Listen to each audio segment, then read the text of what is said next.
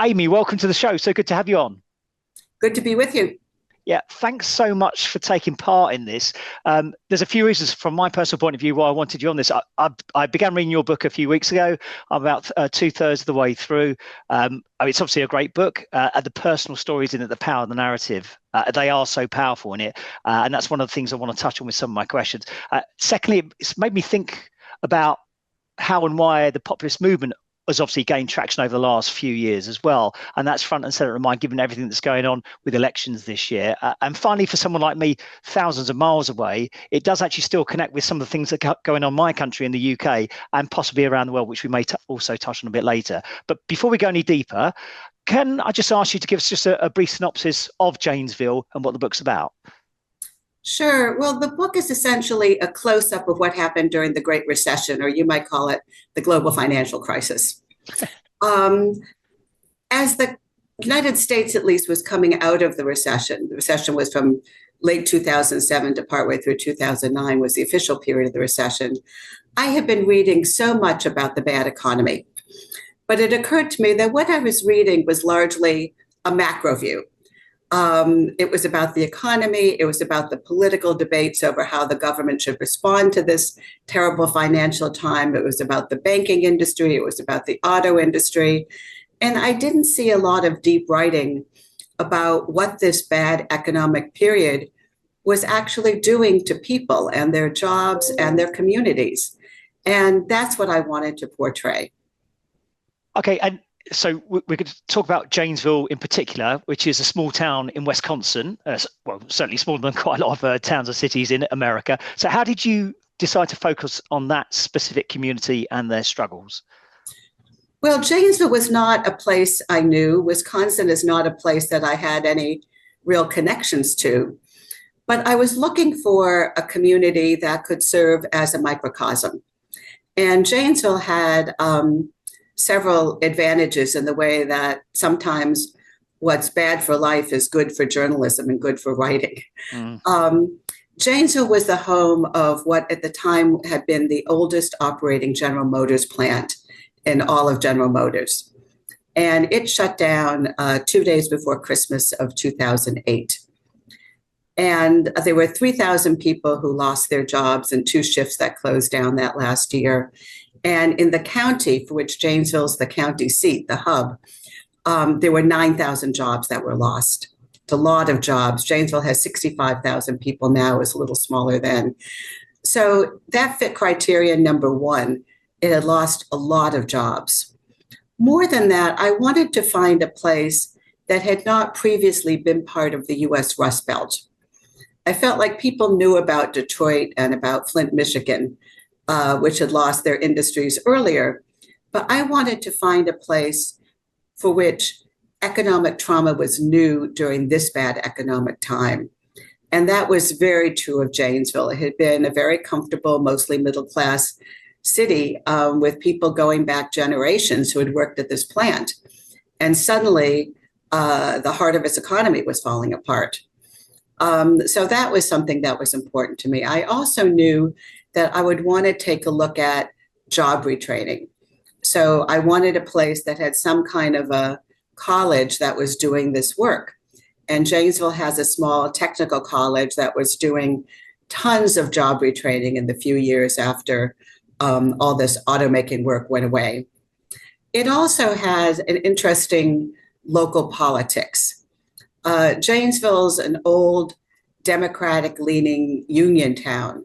The auto workers belong to the United Auto Workers, which is all over the place, the union that represents the auto work.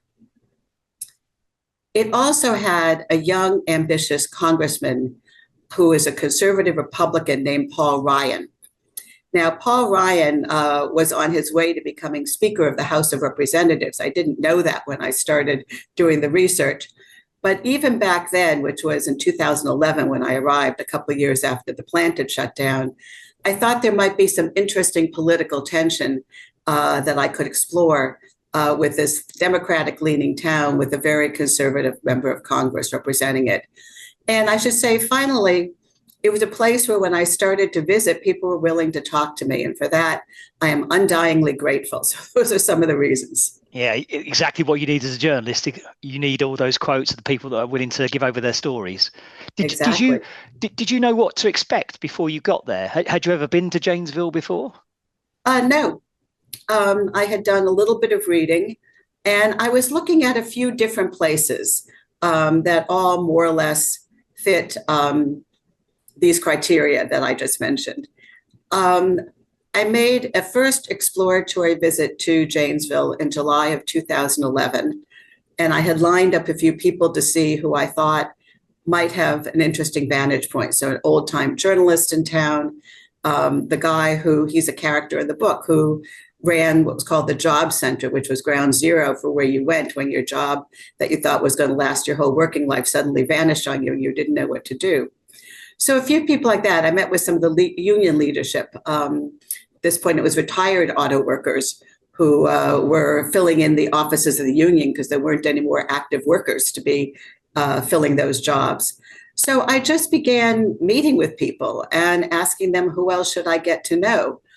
And I was a little worried because usually, even for a newspaper story, I do a lot of compare and contrast. Where's a good setting for the story? And something in me just kept saying, Janesville's the place. And I thought, am I being unsystematic, uncharacteristically about that? But I just thought there's a lot of interesting stuff here. And eventually I decided I'm just going to keep going. So more than a hunch, but there was a little bit of a hunch in there as well. Yeah. There's Okay, a hunch and some good educated repertorial guesses. absolutely, absolutely. And as you obviously keep mentioning the people, and anyone who hasn't read it does need to read it. There are so many characters in there, and I just wondered how you narrowed it down to maybe the relatively few that are in there, or the relatively few that ended up missing out in the book. Well, I got to know a lot of people in town, and I was not quick or efficient in deciding who the main characters were going to be. I knew from the outset that one thing that would disqualify somebody from being my book, not that I have people lining up on the sidewalk waiting to be part of my book, they didn't know me. But one thing that I felt strongly about is that I wanted people who would be comfortable letting me use their real names. Not all books do that, but I felt if this was going to be a portrayal of a real place going through hard economic times, I wanted the people to be real, and there's nothing more real than seeing somebody's real name. So that was an important consideration for me. Beyond that, there were a couple of things I was thinking about. I wanted this story to feel like a kaleidoscope, in which when you turn the kaleidoscope, you were seeing the story from different vantage points, just like in a kaleidoscope. So I had people I was getting to know, some of whom ended up in the book, who weren't the workers themselves, but were in different positions to see what was happening in town and try to do something about it. So, for instance, in addition to the head of the job center, I got to know the woman who at the time was the main banker in town. And she formed with another very affluent businesswoman one town over an economic development coalition to try very hard to bring new work to town. It was hard to do, and how they were doing it, some people liked and some people thought was kind of polarizing, but they really had their hearts in it. Another woman who ended up in the book is a social studies teacher who really was very attuned to her high school kids and was realizing that some of them just didn't look like they were doing as well when they came to school in the morning. They were sleepy, their clothes weren't all that clean. And she realized that these formerly middle-class kids were now in families that were poorer. And on her own, she began collecting donations for the school is called Parker High School. And she created something called the Parker Closet, which exists to this day and is filled with jeans and school supplies and toiletries so that kids could kind of quietly get what they need. And she was very sensitive to the fact that teenagers didn't really talk with each other about the fact that their families were struggling, even though many of them were having this experience. It was something that you kept hidden at home. And she was very careful to quietly ask certain kids if they needed a little bit of help. So that gives you some feel for the diversity of people I was getting to know. And then there was a core ring of people who were the workers themselves and their families. And I met a lot of workers. And as I said, it took me quite a while to decide who I wanted to focus on most close up. And the way that I thought about it was families that had answered the question, what do you do when there are no good choices left, in different ways. So there was a union family in which the guy who had been the top union guy at a seat making plant that was the biggest supplier to the General Motors assembly plant ended up training for human resources management. So his transition was to go through a big kind of identity realignment and feel comfortable after 3 generations his family had been with the United Auto Workers, becoming a management guy. But he thought this was kind of work that could use the union skills he had developed. There's another family in which the guy ended up very reluctantly starting to commute to another General Motors plant several states away in Indiana. The reason he did this is because his family was really, worried about losing their house. And this is a way he could get his income back to good GM wages. And he's been doing this for years now, leaving home on early Monday morning, driving to Indiana, spending the work week in an apartment that he doesn't really think of as home after all these years of doing it, and then driving back to Janesville late on Friday night. So that was a different kind of choice. And it was a choice that other people in town made too. And then the final family I focus on is the one that most thoroughly fell out of the middle class. The husband in that family, who had been a GMer, did not want to leave his family for a job out of town. He had started retraining, but it wasn't going that well for him. And he just bumped in and out of a lot of bad paid jobs. And when I met them, 2 of their kids, who were twin daughters, who were seniors in high school back when I first ran into them, were working 5 part-time jobs after school and on weekends to help the family pay the bills. Yeah, I think that's certainly what I've read so far. It's the balance you get quite really nicely in the book. There are some absolutely heartbreaking stories in there, some really, really tough stories to read. But there's also some of the optimism as well, the way the community sort of gathers around each other to try and make things better for each other.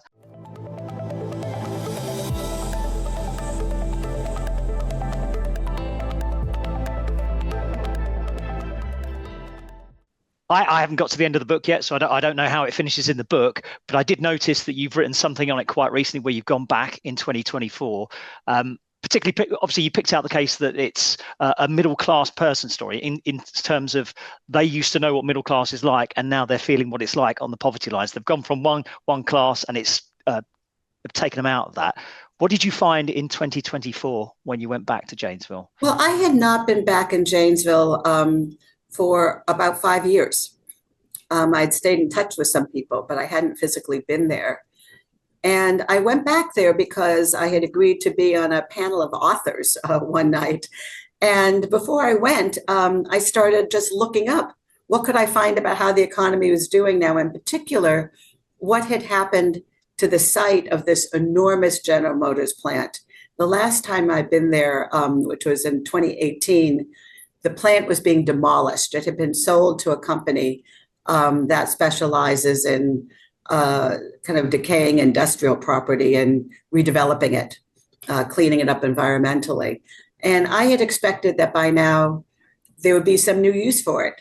Except what I started to read before I went back there for a few days, a couple months ago, was that the land was still sitting fallow.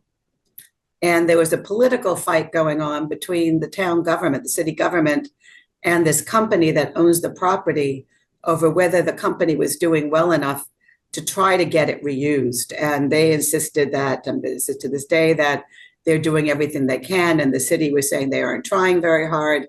Well, this kind of perked my interest. So I did some research as to how the economy is doing overall.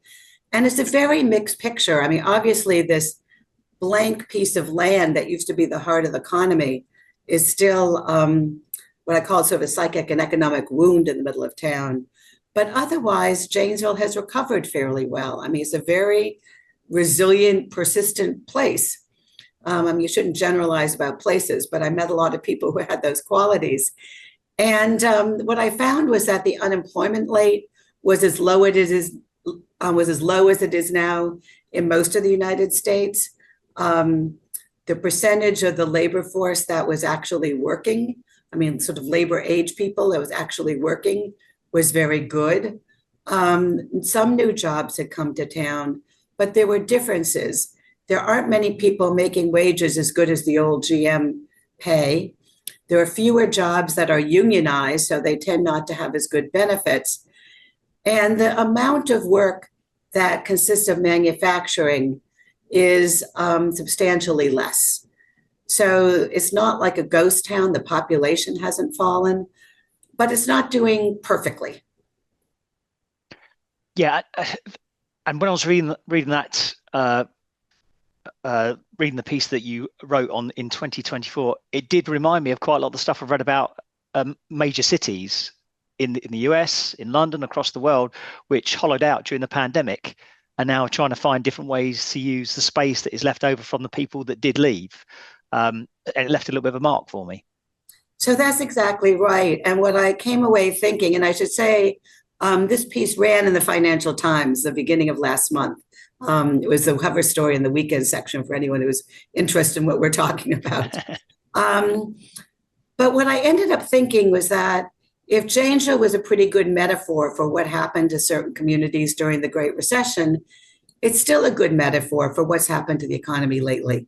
Yeah, it's a way of showing that towns, places, cities, countries find a way of bouncing back. It may not be the old way of doing it, but they might find a new way of doing it. Or a partial way of doing it. Yeah, exactly. It's still a little bit of way to go. I mean, how has writing Janesville and the stories you encountered changed your perspective of the American economy, the social issues and communities you came across?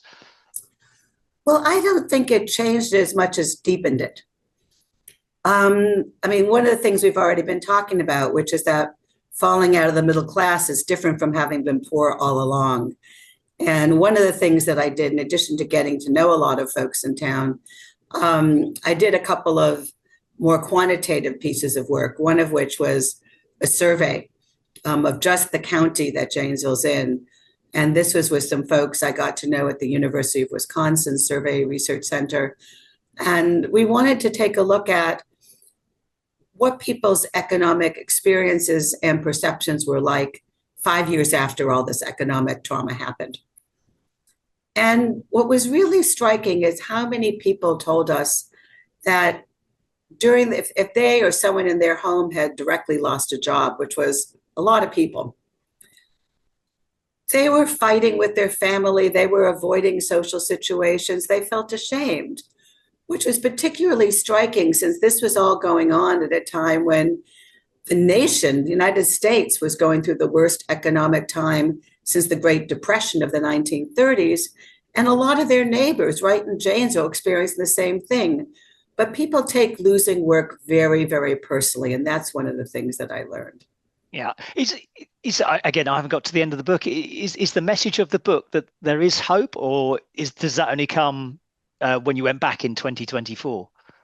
Well, you'll have to finish the book and find out. I can't wait to finish it. No, it's neither totally up nor totally down. Okay. I mean, I just wanted to create a vivid portrait and let people take away from it what they would.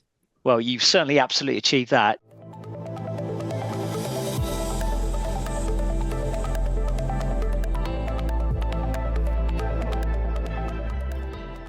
So we've been finishing these podcasts with a little bit of reflection on what the award, because you won the FT Business Book of the Year award in 2017. I want to start with the first question. What do you think makes an award-winning book? Well, in terms of writing books, I've got sample size 1 and we're talking about it.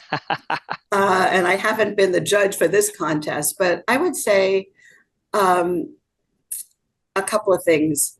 A book that's about something that really matters in the world and is told in a way that people can grasp. In my case, I tried to tell this story through the eyes of people who are going through this hard experience, and hope that people could identify with the struggles of some of these people and the kind of heroic efforts of some of these people. So I think that matters. I think being well written matters. and having something to say. And how has the award impacted your career or the reception of your book? Well, this made a big difference in the reception of my book. I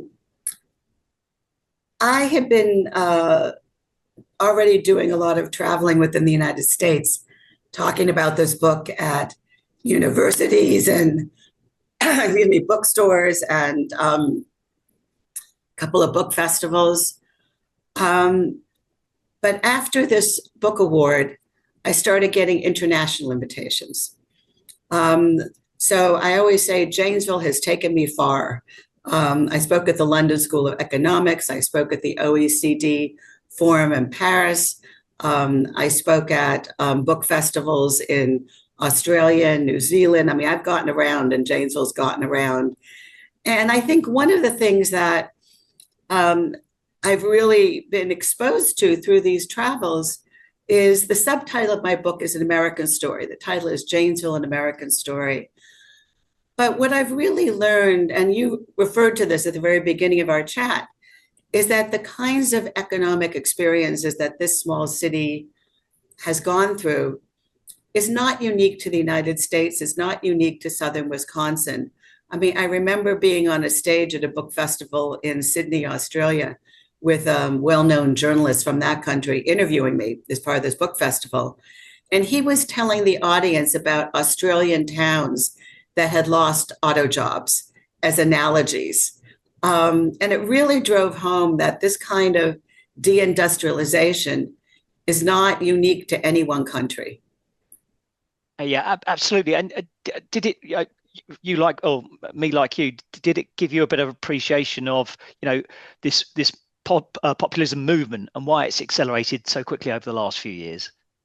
Well, yes, but so the yes is that there are a lot of people whose personal, financial, and work circumstances aren't what they used to be or what they would hope to be. So that one can understand can fuel a kind of populist political view. People, my book came out in 2017, and people always say, oh, does your book help explain the rise of Donald Trump? Well, that's the no, because Janesville has stayed a Democratic leading place. I mean, we'll see what happens in the election this fall with fewer union jobs in town than there used to be. But it doesn't exactly explain why people pivoted to Donald Trump, but I think it explains the kind of disappointment that people in other communities that may be more politically conservative found appealing. Absolutely. Obviously, we've been talking about the personal stories within the book. So this next question is probably a bit obvious, but were there any challenges or memorable moments writing the book? As I said, there are some quite harrowing experiences that you write about within the book. Yes.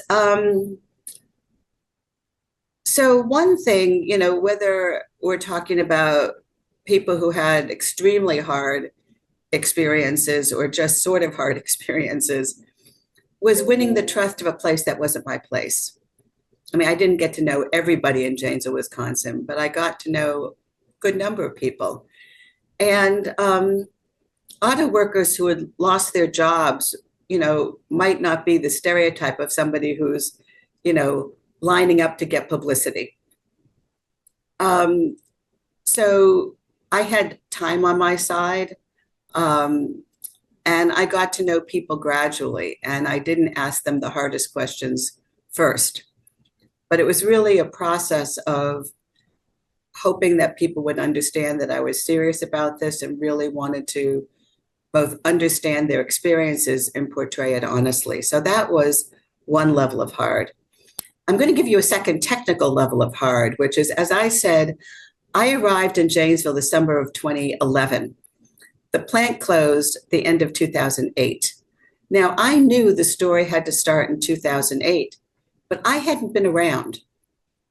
So I had to do enough research and figuring things out so that the parts of the story that predated my arrival on the scene felt equally vivid to things I witnessed firsthand. So that was a second layer of challenge. Well, you certainly achieved everything I think you set out to achieve. So what is your one piece of advice for any aspiring writers? Persist. That's a one-word answer, but I'll try to explain it. I had this notion that this was going to be about a year-long project. My book ended up coming out almost 6 years after I had started this work.